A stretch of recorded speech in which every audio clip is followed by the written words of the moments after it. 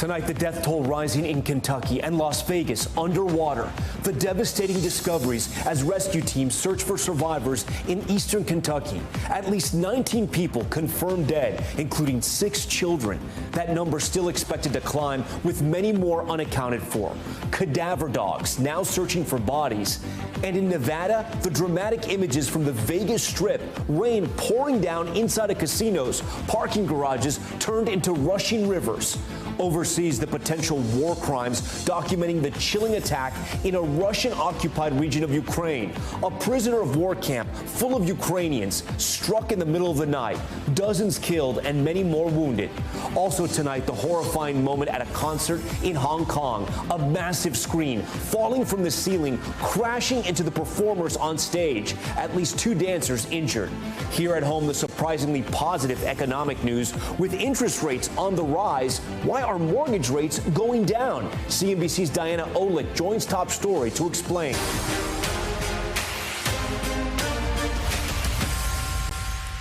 All right, and good evening. We begin Top Story tonight with the dire situation in Kentucky growing more tragic by the hour. The death toll continues to climb as the water recedes. At least 19 people confirmed dead, including 6 children, with fears that number could grow. Rescue teams going door to door by boat, urgently searching for survivors. The Kentucky National Guard airlifting others to safety.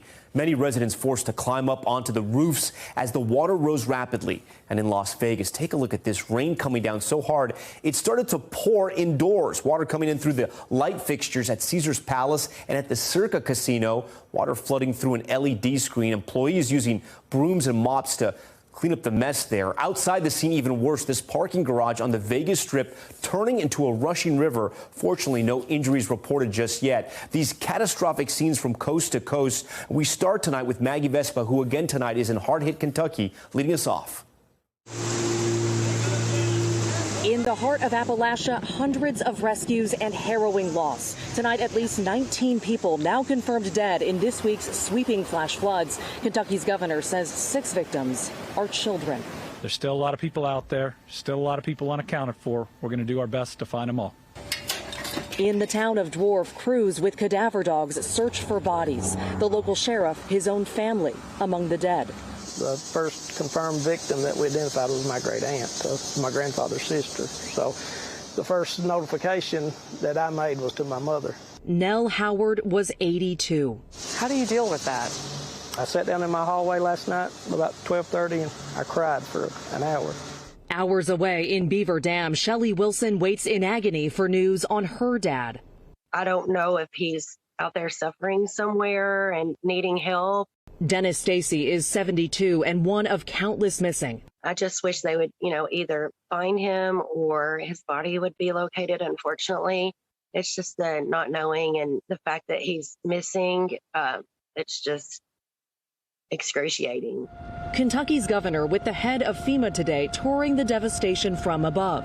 Hundreds of homes, their ball fields, their parks, businesses, under more water than I think any of us have ever seen in that area. Absolutely impassable in numerous. President Biden declaring the area a disaster zone, vowing federal aid, but residents fear it won't come fast enough. Never in my life we've seen it come up that fast. Dave and Lisa Harris hid in their Garrett home's second floor as their first floor flooded. That's video of their neighborhood Thursday. Fast forward 24 hours, their garage is filled with mud as their family photos are drying out. One of many picking up the pieces in a community forever changed.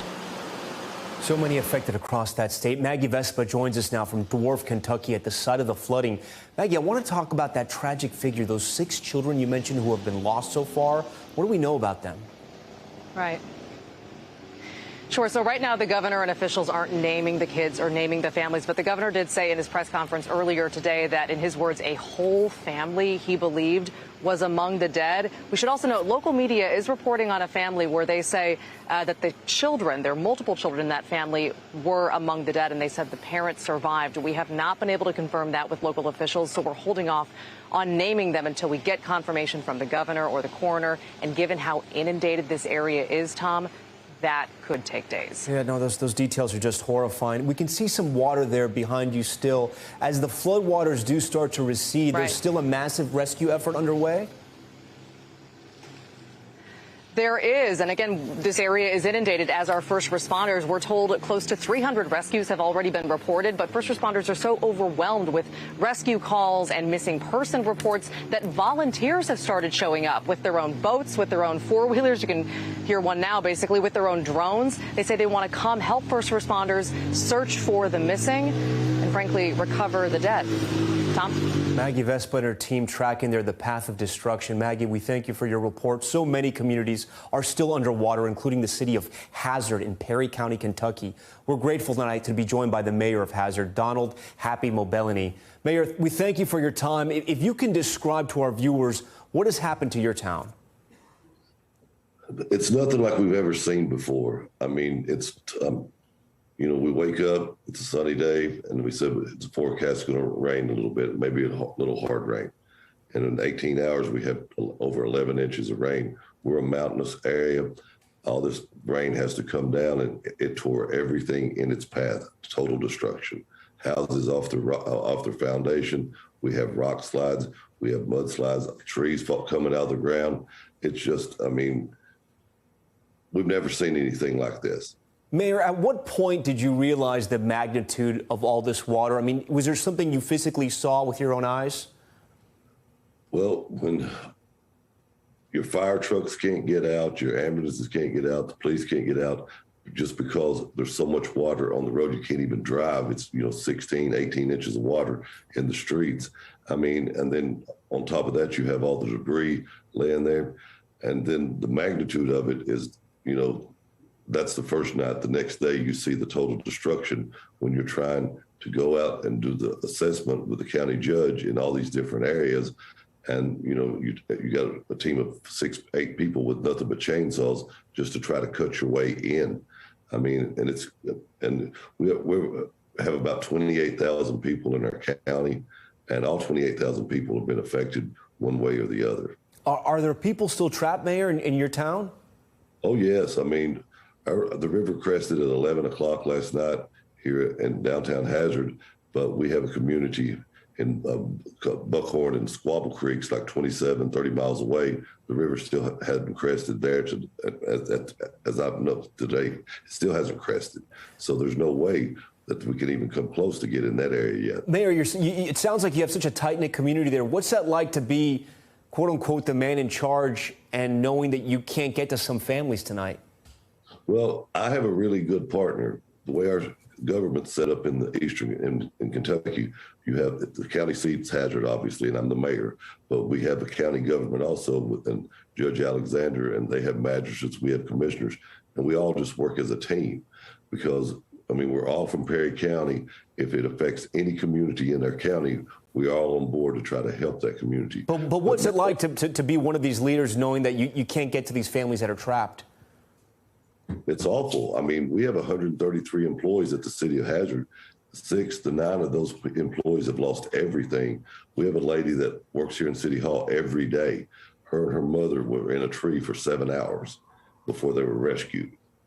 It's awful that you can't get there.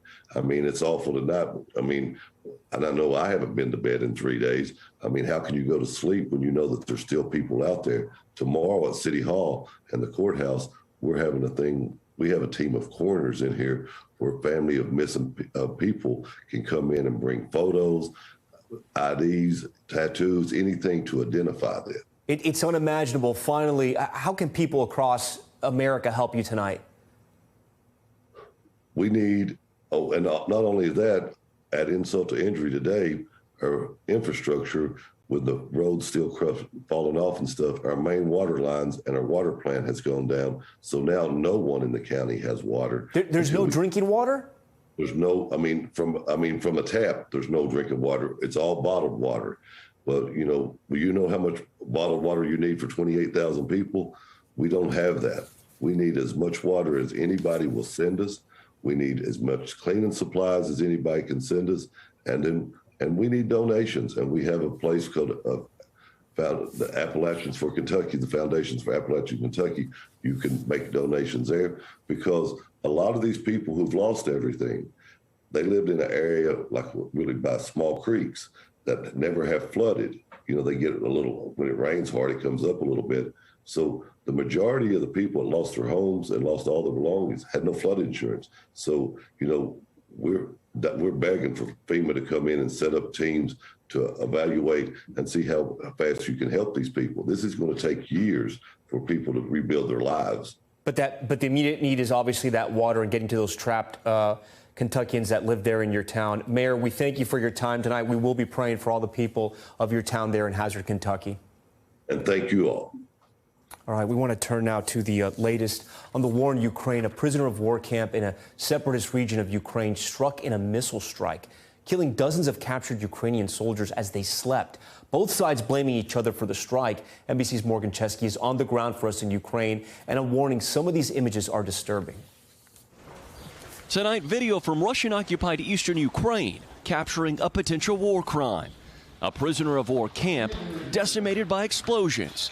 Bodies burned where they slept. The strike killing at least 53 Ukrainian soldiers and leaving 75 more injured. Russia blaming the overnight attack on Ukrainians using U.S. weapons to frame Russia. The strike at the camp in the town of Olenivka, in the heart of the separatist-held Donetsk region. But Ukraine calling it a terrorist attack, an elaborate false flag operation. Its chief of intelligence blaming mercenaries with Russia's Wagner Group, a private army with close ties to President Putin. Meanwhile, near Odessa, almost a week after this missile strike on the port city, a surprise visit from President Zelensky and the G7 ambassadors to Ukraine, as 16 ships filled with nearly 600 million pounds of grain prepared to leave after Russia signed a UN agreement allowing safe passage. The best thing that could happen is that Russia stops its invasion of Ukraine and allows grain ships to do what they were doing before this war, so that those who need it from the commercial market can access it. For Odessa grandmother Helena, who watched Russian missiles fly over her own home, the port's reopening offering a glimmer of hope. I'm curious, how do each of you see this war ending? We would like victory to come, but we'll see what will happen. Очень хочется мира. Да, и поскорее. Really want peace and really fast. All right, we thank Morgan Chesky for that report out of Ukraine tonight. In the Caribbean, escalating violence in Haiti tonight. The National Police called in as a gang war rages on in the capital city of Port-au-Prince. Kidnappings and killings getting even worse throughout the country after the assassination of Haiti's president last year. NBC's Stephen Romo reports. The sound of gunshots and terror echoing in the streets of Haiti. Gangs coming face to face with national police in the country's capital of Port-au-Prince. Rare footage now showing the moment crowds run for cover, fleeing as heavy gunfire rings out near a park. Suspected rival gang members setting a cathedral on fire as they fight to take control of more territory. Gangs are nothing new, but those gangs are much more powerful than in the past. They control the traffic of weapons, illegal traffic of weapons. They also controlled some of the drug trafficking. From January to mid-June, 934 people have been killed, 684 have been wounded, and 680 have been kidnapped across the capital, according to the United Nations. And recently, the violence getting even worse. A gang battle between July 8th and July 12th left more than 200 people shot or killed. Most of the victims were not directly involved in gangs. Videos like this now showing civilians caught in the crossfire. Gangs have grown more powerful since the assassination of the country's president in July of last year. The UN says some gangs have prevented the local population from accessing basic commodities like drinking water and food. The economic situation is dire. It is estimated, according to the UN, that something like 1 million people are facing food security issues. So the crisis is extreme.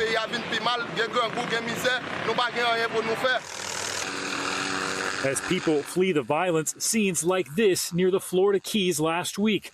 Upwards of 200 Haitians packed onto a small sailboat intercepted by the U.S. Coast Guard. And just 5 days ago, 17 people died after a boat carrying dozens of Haitian migrants capsized off the coast of the Bahamas. In those numbers, there are 16 females, 15 adult females, and 1 toddler, unfortunately, around the age, appear to be between 4 and 5, and 1 male. A perilous journey that so many are now opting for to escape the ongoing and growing gang violence.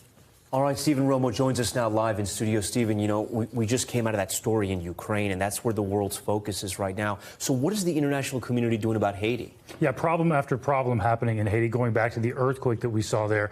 Right now, the UN is asking for a humanitarian corridor to be set up specifically for Cité Soleil. That's an area of the capital city there. 300,000 people live there. It's one of the poorest and most vulnerable right now, not accessing clean drinking water, difficulty accessing food. They're asking for that. The World Food Program, meanwhile, asking for $40 million. They say about half of Haiti's population is struggling to find food. Tom. We've been covering Haiti recently on this show, and it just seems to get worse and worse every time we check in. All right, Stephen, we appreciate that. Back here at home and to the economy, new data showing inflation continues to soar. The cost of goods up nearly 7% from June of last year to June of this year. NBC's Emily Aketa has more. For Jamie Rickliffs, it has become a twice-a-week ritual, selling her plasma. Originally, the plasma was just like a safety net, and now it's becoming more of a necessity. Her family's 2-income household is struggling to keep up with runaway inflation, and they're far from alone. 2/3 of Americans are blowing through their savings because of sky-high prices. We should be middle class, and we should have a nice savings, but everything's going up. Workers' wages have increased, but not at the same pace as historic levels of inflation. New numbers today show a key gauge for prices we pay up 6.8% year over year, the steepest spike since 1982. What's the bottom line from this week? Buckle up and get ready. Melissa Bradley is a venture capitalist and says small businesses have witnessed recession warning signs for months. We see it every day in our receipts, and we need to really figure out how to make some changes. Markets, meanwhile, rose for the week. The Dow up nearly 1,000 points. Buoyed today by oil giants Exxon and Chevron reporting record second quarter profits, thanks in part to what have been record high gas prices. Consumers now finding some relief in falling gas prices, down 76 cents a gallon from their peak, and job security.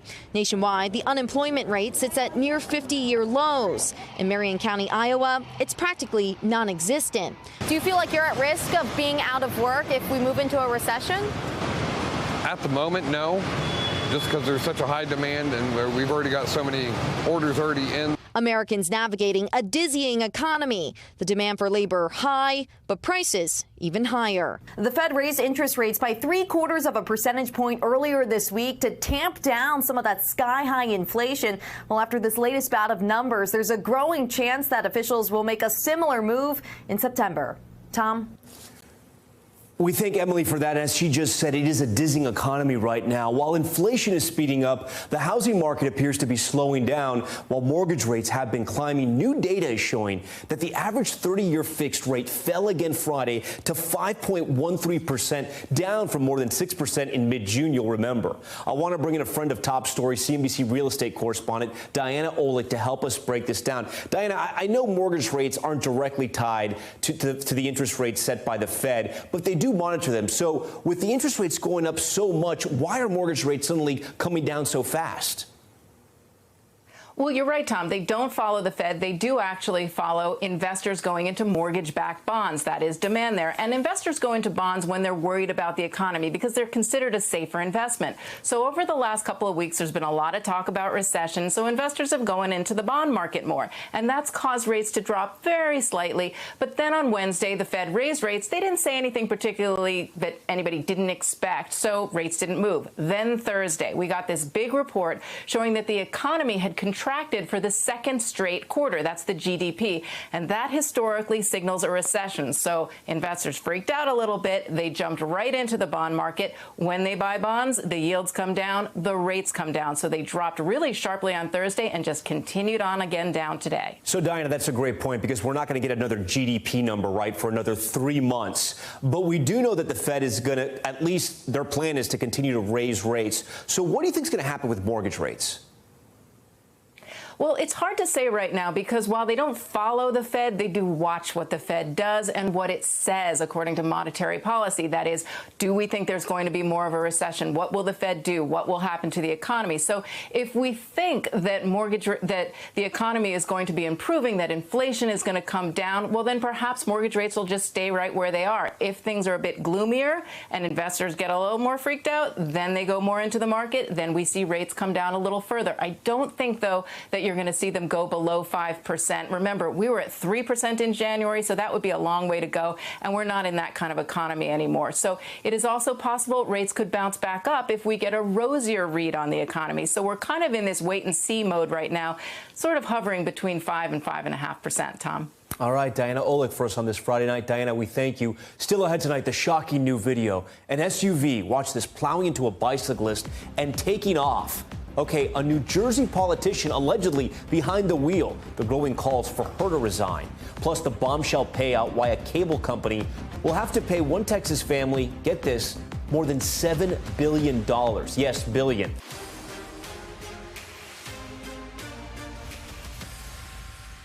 All right, we are back now with Top Stories Newsfeed, and we begin with calls for a New Jersey politician to resign after she was allegedly caught on camera hitting a bicyclist with her car and fleeing. This video, I want to warn you, it's a little hard to watch. Officials say the video is from a street cam. It shows the moment a Jersey City Councilwoman, her name is Amy DeGeese, she strikes the cyclist, sending him into the air. She does not slow down or even stop.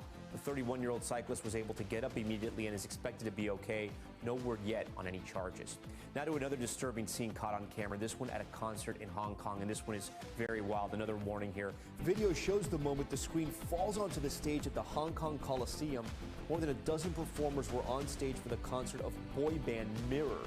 The concert was stopped and audience members were asked to leave. Another dancer was treated for minor injuries. Authorities are now investigating what happened. A cable company has been ordered to pay more than $7 billion to the family of a Texas woman murdered by their employee. Roy Holden was convicted of stabbing 83-year-old Betty Thomas inside her Dallas home while pretending to be on duty. A jury awarding the family that massive amount after finding systematic failures in the company's pre-employee screening, hiring, and supervision practices. And tonight's Mega Millions jackpot now at a whopping $1.28 billion. It's the second largest prize in the game's history and would be a cash payout of about $747 million. No one has hit all 5 numbers, plus the Mega Ball since April. Your chance of winning, 1 in 303 million. All right. We go back now to the ongoing war in Ukraine, where Russia's invasion is endangering the global food supply. We've been telling you about this. The threat stretching from the port along the Black Sea to local farms. NBC's Ellison Barber is following the effort to demine Ukraine's all-important farmland. Ivan Mashenko has spent his entire life on this farm, raising cattle and cultivating grain. Then the Russians came. Ivan wasn't here when the rockets fell, but he thinks the family farm was the site of a fierce battle. Russian forces left this area more than 3 months ago, but ever since then, the farmers here, they say they keep finding bits of shrapnel. Look at this. This is all pieces of shrapnel, what looks like maybe some part of a mortar. They found all of this just in the last 7 days or so. We found them both in the field and here. They were scattered everywhere. There were a lot of pieces, and there were large holes in the fields after the shells hit. Munitions, exploded and unexploded, are an overlooked component in the global food crisis. From burned crops to polluted soil to hidden landmines, the issues contributing to the growing food crisis extend beyond ports in the Black Sea. So the tree line, so it is not cleared yet, so you're not allowed to walk there.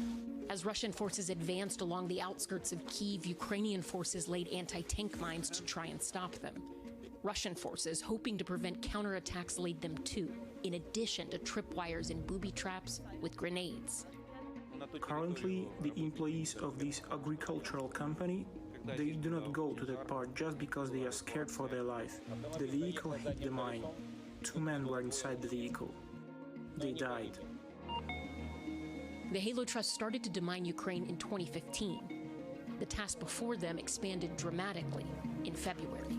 What we knew of the contamination in eastern Ukraine, in Donbass at the time, it was going to take approximately 20 years. That was before this war escalated. What we're seeing here is what we believe to be the scale of the contamination since the escalation of the war on the 24th of February. Each dot is an explosion, could be evidence of landmines. Each one represents a threat to lives, livelihoods, and in many rural areas, food supply. Farmers are trying to get out, plough their fields, and they're striking anti-tank mines.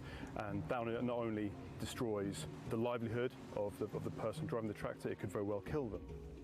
Halo deminers work diligently to find and excavate mines. It's a tedious, dangerous process, but a vital one. Before cutting the vegetation, the deminer checks it for the presence of the tripwires. The scale of the contamination as it currently stands in Ukraine is the greatest in Europe since the end of the Second World War.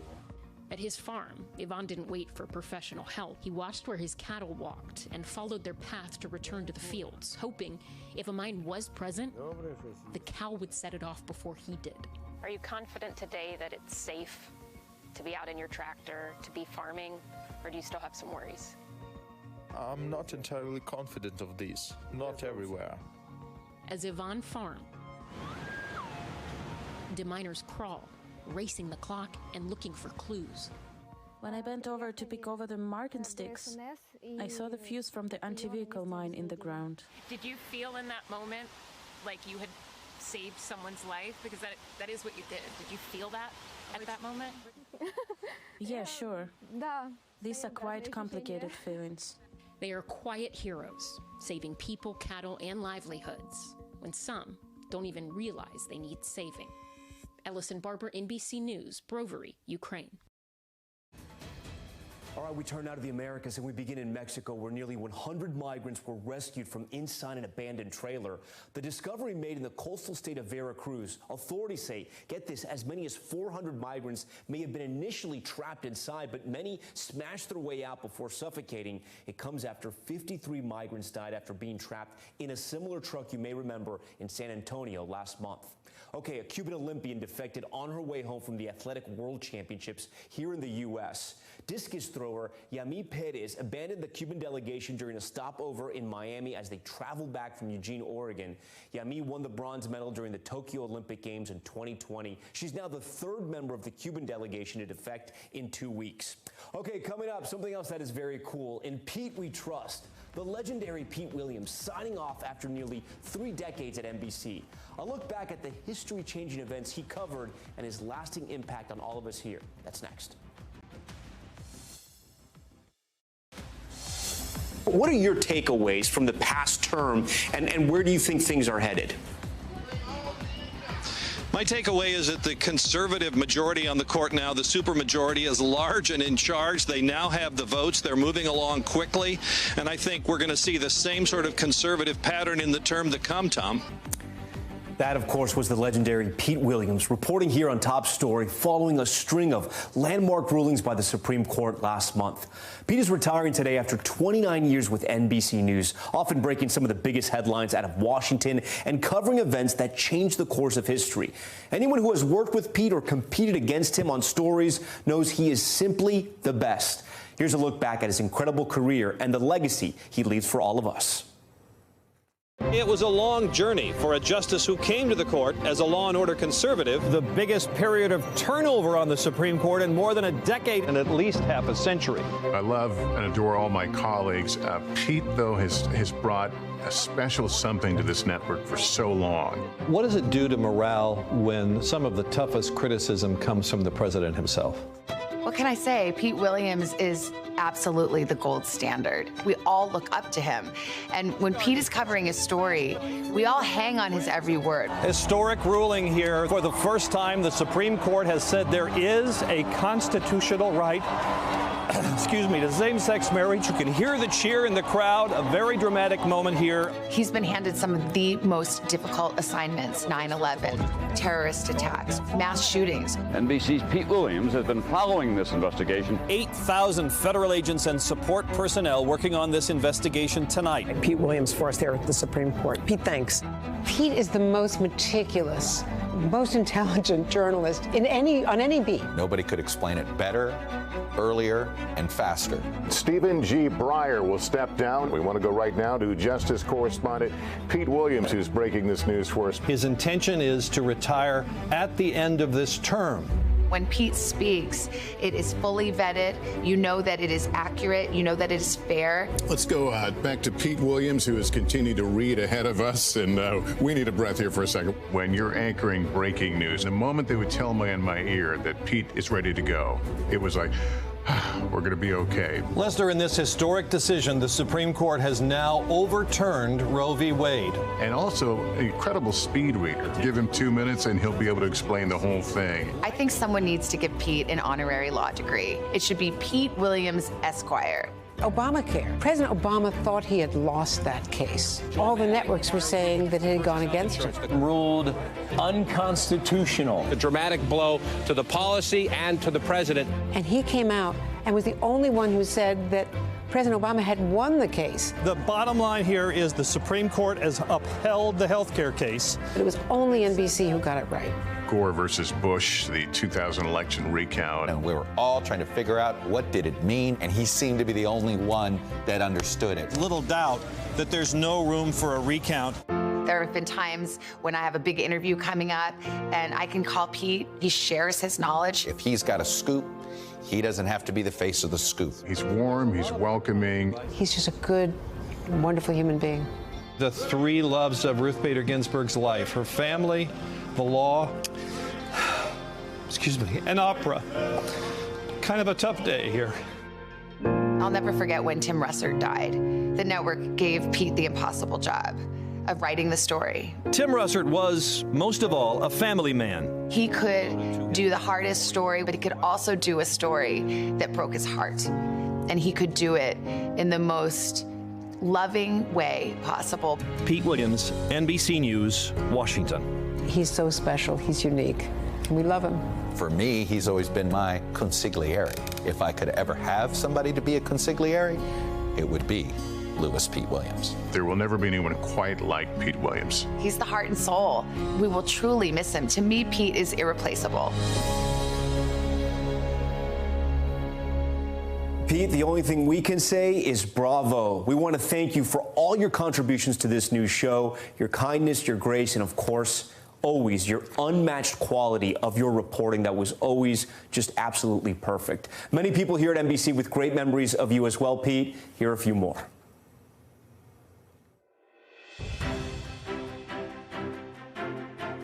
The thing I think I'll remember about Pete is his ability to synthesize the most complex issues from the Supreme Court to the Justice Department and beyond. Pete wrote the best scripts. They are the gold standard. And I remember from day one at NBC News, I would literally print out his scripts and take them home to study how he did it. One time during a fire alarm early in my career at NBC, Steve Kappas, the nightly news EP, even stopped me and said, "What are you reading?" And I said, it's a Pete script.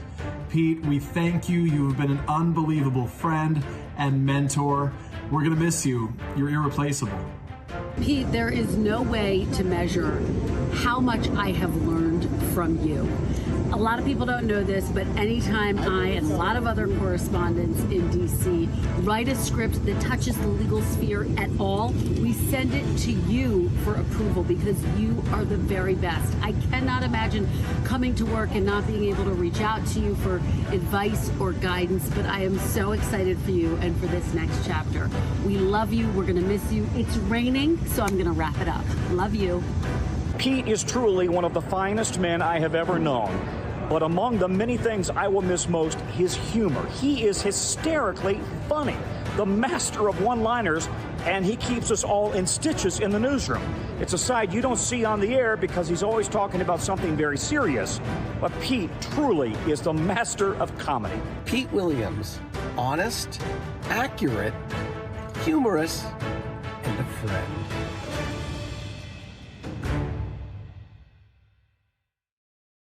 I'm Tom Llamas in New York. Stay right there. More news on the way.